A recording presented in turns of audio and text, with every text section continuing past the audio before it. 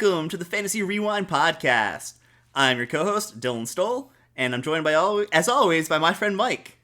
Hey. So today, we're going to be going on to Wheel of Time Season 2, Episode 7, which is titled Dae'mar, the Game of Houses. Dae'mar, our penultimate episode for the season. So before we get into the rewind here, let's give out the typical reminders, where if you want to get in contact with the show, you could send us a message or a post or anything like that over on Instagram, which is at Fantasy Rewind Pod. We're also on X, which is at Fantasy Rewind, or you can send us an email too, which is fantasyrewindpod@gmail.com. All right, without any further delay, Mike, let's dive into the rewind. Fantasy Rewind. All right, Dylan, overall, what were your thoughts on this episode? So where I'm at with this episode is a really mixed bag, because there are parts of this episode I really liked, there are parts of this episode that I really didn't like, and just overall, this episode brought me back to like where I was before, like level with Season 2 with Wheel of Time, where the last two episodes were just so good, I was starting to like get my hopes up a little bit, and then this episode kind of kicked the ladder out from under me and brought me back down to where I was previous, where I'm like, okay, this is a decent-ish show at times, and other times they annoy me. But overall, that's what my general thoughts are. What about you? What were your general thoughts on this episode? I think we see a clear vision of where they're going, or where they're trying to go with a lot of the characters and how they're tying in different storylines from the book into the show. I was not a fan of some of the decisions they made in terms of how they're meshing some different elements of the books in this episode. I really noticed them, I guess I should say. So like you, this episode definitely brought me back down a bit. I am excited though, because this episode, while not having a ton going on in terms of big action sequences or really plot movement, it's setting up for the final episode, right? For sure. Yeah, for sure. And that's okay. I think with this one, we're going to want to dive into the different storylines again, like we've been doing. Probably starting with Perrin and Aviendha, since theirs is a very small piece. Going on to Matt, and then Egwene, Nynaeve's, Elaine's, and then I think we should end with probably Rand and Moiraine, since that's the messiest. Yes, for sure. Now, I'm going to say Perrin's out of all these is probably the safest, I want to say, in terms of just sort of he's in a place right now. Nothing really bad's happened to him in a while. Right. We have him and Aviendha meeting up with Bane and Chiad. Mm-hmm. So we kind of get them incorporated in a little early on, which I did not hate at all. Nope. I think that's a great way to bring them in. I wish Gaul had been there too, or we maybe get Ruark somewhere, maybe in the next episode. I was really hoping Ruark would be in this in some point. Maybe he won't be here until season 3. Who knows? But I thought explaining again Toe and all that, neat, but I don't know. See, I kind of like the Bane and Chiad scene of them beating up Aviendha, just kind of letting her pay her toe and letting her like kind of explain Aiel culture a little bit more, and just to see how jarring it was for Perrin to see that happening and having to be warned not to step in. I thought that was good. Correct. I really did not like the cutting back and forth of Hopper barking during the beat up scene. That was kind of like, they really didn't need that. Hopper honestly probably would just be sitting there like, what are these silly humans doing? Right. Ooh, a paw, lick. Yeah. But all in all, I thought that Perrin, like you said, safe. That was like the word that came up to mind for me with him, is just safe and a little dry. There was, like I said, some moments that I enjoyed of that moment with Bane and Chiad and Aviendha. I enjoyed how we got to see them kind of progress, and it is 100% them all going to converge on Falma for the finale. And this whole part of this storyline for Perrin is basically just him walking. That's what he's been doing like the last couple episodes, is walking. And he, by far, is my least favorite storyline this season so far, just because of him walking. That's his whole storyline. I mean, him with the Children of the Light was interesting. I'll be intrigued to see if that pays off in some way, shape, or form this season. Yeah. But that'll definitely be happening at least probably next season. I agree. His is definitely the least interesting of the major storylines. And honestly, I hate to say it, but that kind of matches him in the book, right? I know. I was thinking the same thing. I'm like, Perrin, I like some of what you do, but you are the least interesting main character in this book. Yeah. Now, let's hop over to Matt. Because in this episode, we see him basically get kidnapped by Lanfear, presumably. Yeah. And then traveled to Falma. So everyone's going to Falma. That's kind of that's what we've been saying. Yeah. And he gets to have a conversation with Ishamael, told to drink a tea that'll reveal all his past lives. Now, I was like, okay, cool. This is going to be, maybe they're not going to do the purple doorway and all that, which makes sense. Like, honestly, that's a lot. And so I was like, okay, I'm cool with that. And then he drinks the tea, and I'm like expecting him to go through all these different lives like really quickly. And also, too, to make another connection to the books, that's kind of what happened when they travel via the portal stones. Yeah. So I was like, okay, they're kind of mixing that together. Fine. That's how they're going to get him to have all these holes in his lives and filling it up with these different memories. I'm completely cool with that. No, that's not what they did. Instead, he drinks the tea, and he basically, he does see some of the visions, like him getting hanged, him stabbing himself or getting stabbed. I don't know. A lot of it happened really quickly, but basically his mom just sitting there yelling at him the entire time, and I'm just like, this is something like out of a horror movie? Right. And I'm not really getting what we're supposed to get from this other than to, I guess, feel some sympathy for Ishamael. Or see Ishamael's What I got from this scene is exactly what you said. I'm like, okay, so we're going to be seeing Matt's past lives. And then we see, like, him killing someone by drowning them, killing someone by, like, stabbing them, being stabbed and, like, dying, and getting hung. And then his mom just being there, just like him, over and over. Kind of like that flicker, flicker, flicker moment from the Portal Stones. And what it really did for me was just remind me of how much of a liar Ishamael is. Because he didn't see his past lives. If anything, this was just him having his worst fears confirmed with his mom saying, you're just like your father, you're a piece of poop, just like he is. And you've always been that in all of your past lives, all of your other lives. You're nothing but scum. Which is how they have portrayed Matt so far, is by being nothing but scum.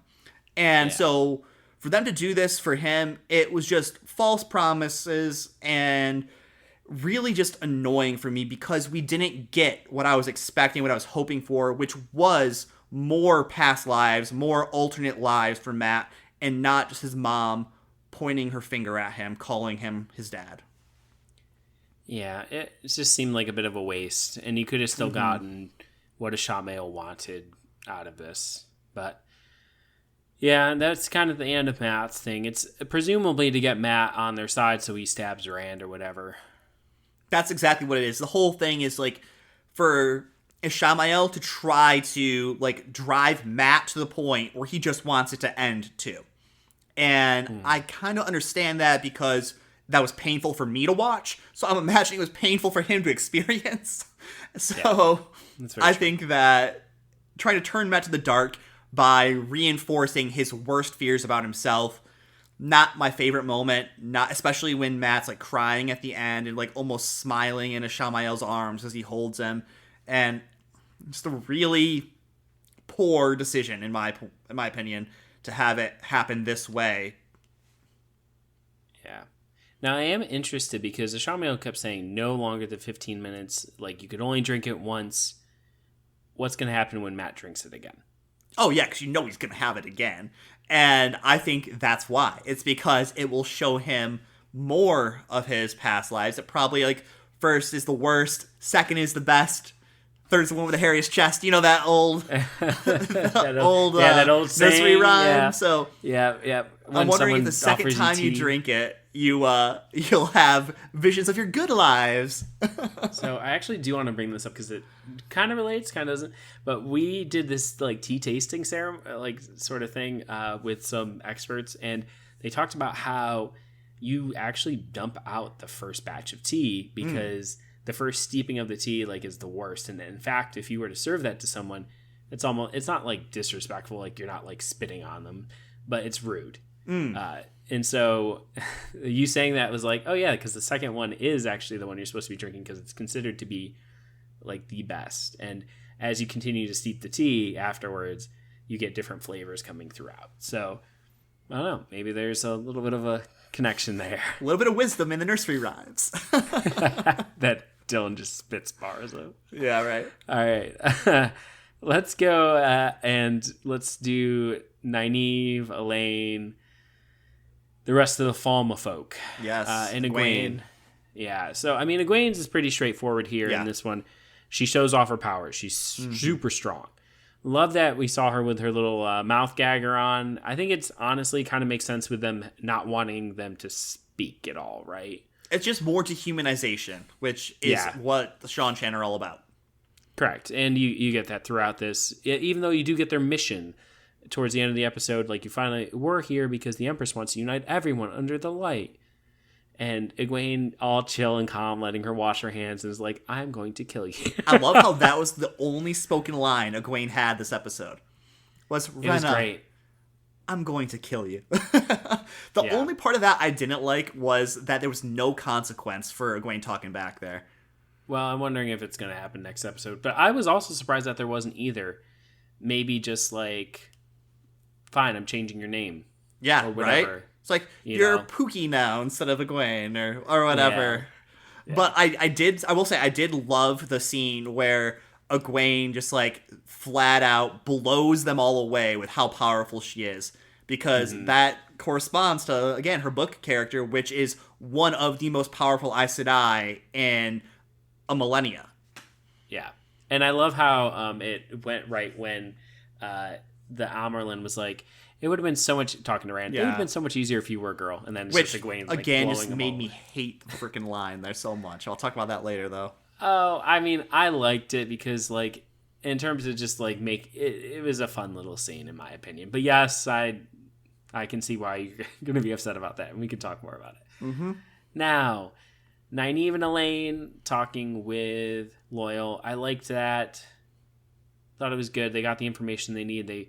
It's led them all to putting the IDOM onto a Suldom. Yes, which it's a great scene. So great. I'm excited for that to actually happen because Nynaeve's like, oh, check this out. Click. And just did it right to her. So I'm excited to see the payoff of that one. Not even realizing. And never suspecting that could be a possibility. Mm-hmm. And that was such a big thing in the book, too. I remember when that happened, I was like, holy crap. Like, yes, that's awesome because they're finally getting a taste of their own medicine. How the turns have tabled.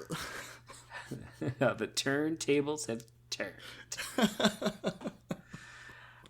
But that's kind of it for them as well. Anything you want to add on them? No, I mean, they were very straightforward. I think that, they have stuck pretty much to their book counterparts, which, as much as anyone might want to say, oh, they haven't done anything recently, that's because that's what happens.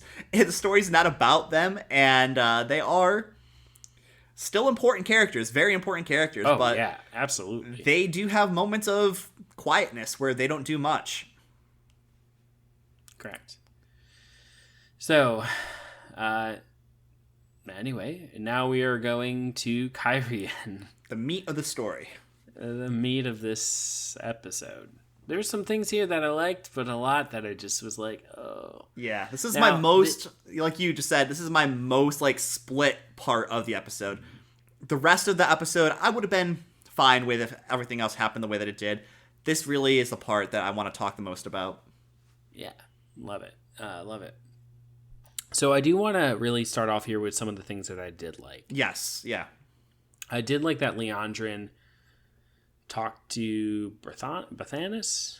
Yeah, Barthanes, or Moiraine's nephew. Moiraine's nephew. Yeah, Moiraine's nephew. Yeah. and he was a dark friend. Yes, and love that part. even like the mom listening in and finding that out, like that's very Kyrianan. And I was just like, this is great. I thought that was really well done.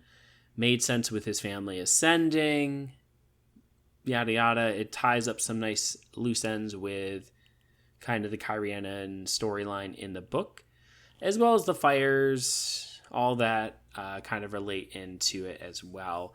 Like, I thought they did a nice job of sort of putting that together. Now, for all the things I felt kind of Oh, well, no, I also really liked how they finally, obviously Moiraine is no longer stilled. She was never stilled. She was just shielded. Stilled, thankfully. I thought this was really well done because, again, this was something new that they didn't know they could do before. Tie off weaves. But the Forsaken would know how to do it. And having Rand sort of undo that for her, I thought was pretty neat as well.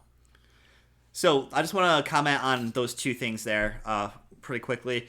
First of all, I agree with you completely. I love the fact that they had a dark friend be right under our nose for the last 2 episodes and nobody even knew or suspected. I thought that was great. The one consequence of this, though, is that this is Moraine's sister now knowing that the Black Aja exists. And that puts her in a very precarious situation. Because she knows now that Liandrin is a dark friend. So to accuse an Aes Sedai, or of knowing that an Aes Sedai is a dark friend, she's in grave danger now. And I hope that is made clear. But I don't know how that will be settled or not, but we'll see. As far as Moiraine being shielded the entire time, that we totally called. First of all, I did like that they had Rand be the person to cut it off. What I didn't like is how all of a sudden Lan is an expert in mail channeling, and how Lan is more of an expert in weaves than Moiraine, because that made no sense to me at all. Agreed. And I would agree with that. Him busting out knowledge at the end. I've heard about this thing in the Age of Legends. I'm like, dude, you wouldn't have known about that. Yeah. Varen said I could have said twist your something nipples about somewhere that. else. Yeah. Varen said I could have said something about that, and I would have believed her. Yes. But the rest of it, no. And we did get, that was another great thing with the whole Varen Sedai, that twisting of words. I thought it was great. Oh, yeah. So there's something about that, though, where I think that Varen should have gone with them, because she was going to be in danger now, having basically betrayed the Amyrlin to help Moiraine and Rand escape. And so I didn't understand why she didn't kind of go too. But I did like how she demonstrated that twisting of words, which is going to be so important throughout the entire series here for Aes Sedai, and listening to really what they're saying, not what you assume they're saying. Yeah. We know why Varen didn't go, because land fear. Probably. Yes, probably. I mean, as silly of a reason as that is, they want to have land fear with them, which I think is such an interesting choice, but whatever.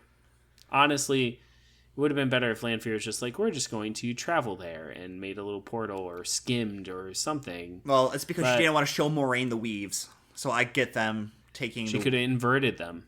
Very true. Very true. That is a thing. So, I mean, if they're going with that, I guess they don't want to throw too much at their people too fast. But yeah. Anyway, so let's get into some of the stuff that I didn't... well... The other thing I did like, too, is that a lot of what happened in this episode is stuff that is sort of a mashup of stuff that happened at the beginning of the Great Hunt. Yes. Right? Being presented in front of the Amyrlin. Yep. I thought, some of that was good, but it just seems weird that, you have...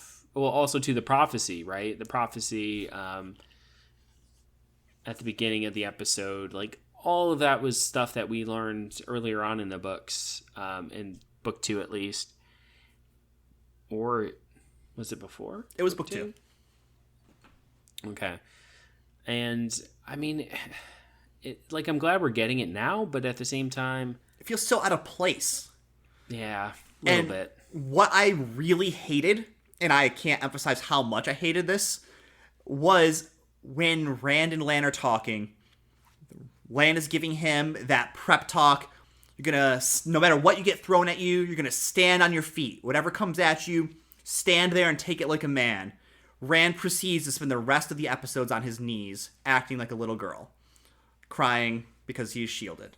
And I can't emphasize how much I hated that because it was such a bad decision. I agree, because it does completely go against the advice Rand gave him, or Lan gave him, and I mean, he's shielded. It's not like he's getting bent to, made to bend his knee, but the minute the shield goes on him, it's like he just falls to his knees. Falls to his knees and sits there hunched over like his life is over. Yeah, and I mean, I almost wanted that to happen and then to him to bust out of it. That's what I was wanting to see too, was for the Amberlin to try to shield him. And then for him to be like, you think you can shield me alone? Boom! Explosion of power. But yeah.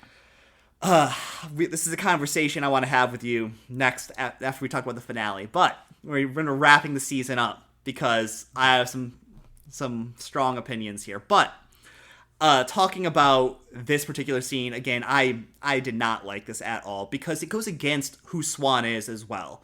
Swan at no point in time ever wanted the Dragon Reborn in a box on his knees, only to be let out when they needed him. And it's just completely flawed in her logic and in who Swan is as a character. And Rand, who he is as a character, never would have behaved that way. And it was one of my least favorite parts of this episode. Correct. And but I mean, they're sewing the whole he doesn't trust Aes Sedai. Yes. He will not be on their dancing on their strings. Like, I think they're really trying to push that aspect of him, and they're trying to give him reasons to feel that way towards Aes Sedai and to act that way towards Aes Sedai. And this is all going to culminate in Dumai's Wells. Yeah, right? That's what I'm thinking too. Which will probably be next season. At this rate, maybe. I mean, I would hope at least it would be probably season 4 with that. But I'd say at least 2 to 3 seasons away, I hope. Yeah, but who knows? Anyway, whatever. I also agree with you. It does seem out of character, not with her book character, but with her show character. I could see it because of how much it's cost Moraine and their dream and their vision. And I like the added touch of them like going and like, oh yeah, you're gonna go see my family, and like Moraine was this different person before the Dragon Reborn was born, and she had to put this mission above everything else, which does kind of match Moraine as a character. Mm-hmm.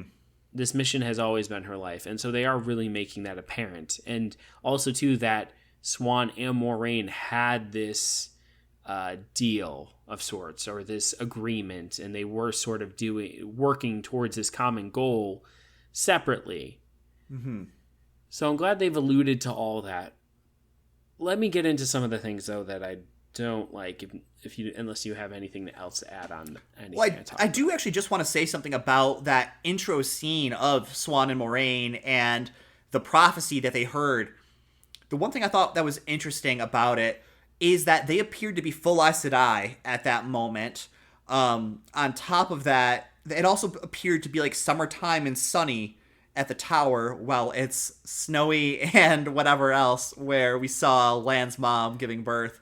Yeah. I did like that they included this scene, which is from New Spring.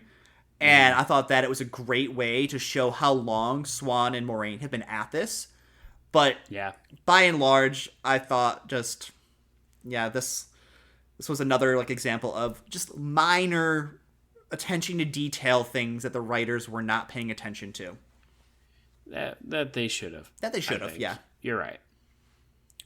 Okay, well, the Aes Sedai entourage that came with Swan, I liked that they included everyone they did.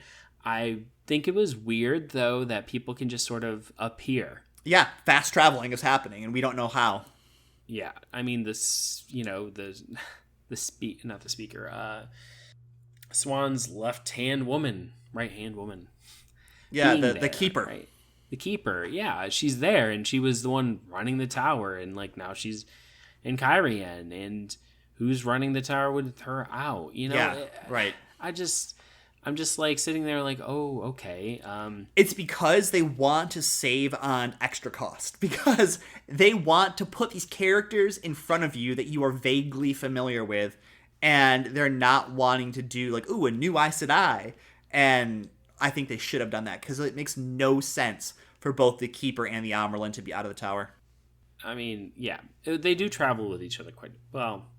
No, they don't really travel with each other at all in the books. I'm trying to think. They do. Swan and the Keeper were both at the beginning of the Great Hunt when Rand meets the Amerlin. Yeah. But anyway, yeah, I just, like, that was something that I was, like, kind of had an issue with. Leandrin just sort of disappears completely. The whole fire in Kyrian is now Lanfear's doing, not the fireworks. Lanfear walking around just, like, swagging on fools in her awesome outfit, which actually was really cool looking. And I don't give an F outfit, just walking around, throwing fireballs everywhere. Yeah, I was like, this is great. She looks awesome. But just how they went about that. And then I know that makes more sense with wherever they're going with her.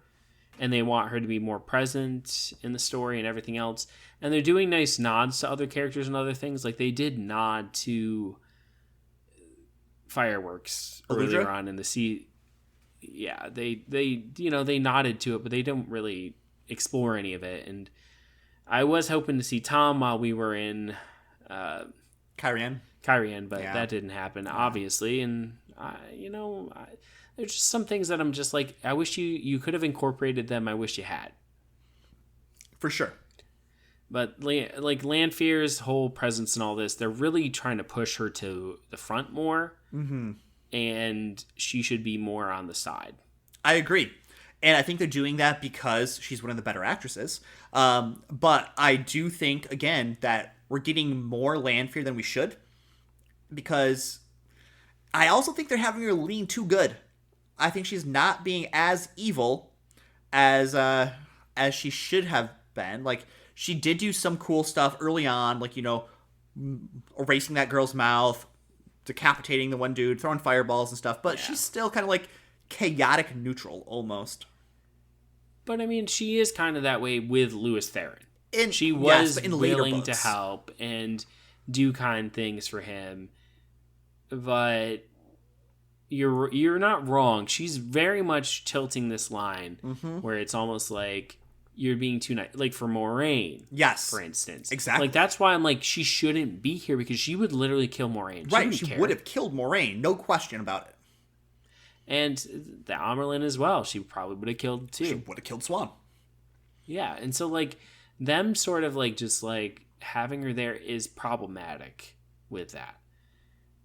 I'm not sure what I really don't know what they're trying to have her do and what in this next episode. I haven't watched it yet, obviously, but I'm just kind of like, I don't know if it was worth having her be there. It would have almost been better for Moraine and them. Like, Swan shouldn't have even caught up with them by herself. Yeah. That was, like, to me also, I was like, no warder, no Aes Sedai support, nothing. Yeah, nothing. And I'm like, no, they wouldn't let you do that. Right. Now, I know why they wanted to do it. Swan calling on the fact that Moraine had to follow her orders and all that. Like, yeah, swore that oath of obedience. Yeah, that was like, I don't remember if I had as big of a problem with that as I do now. When it I know first the happened, fact that they brought it up. Yeah. And I mean, that was something that went out later on that they did. Yeah, and it was unprecedented when it happened in the books. I don't know. But that's kind of it for my qualms. I'm excited to see the next episode and see what happens. Kind of the culmination of all of this in Falma. But yeah, I think this was a fine episode. Just as I said, as we got into, there was just some issues with some of the meshing and choices they made. Yeah, I mean, I've been complaining a lot this episode, and I think it's because how much I actually liked the last two episodes. And really I think that it raised up what my bar of expectation was for this series. And whereas I felt those episodes were like probably solid 8s, 8.5s, Whereas this episode, I feel like is like a solid 6.5 or 5.5, maybe, like right in there. Like still okay, but not as good as I wish it was. And I think that I'm very excited to talk to you about the finale because I have watched it. And I really want to discuss with you my overarching thoughts on this season as a whole. So, with that being said, this is going to be two nerds signing off, and we'll catch you next time for the finale of Wheel of Time Season 2. Woo woo. Goodbye. See ya.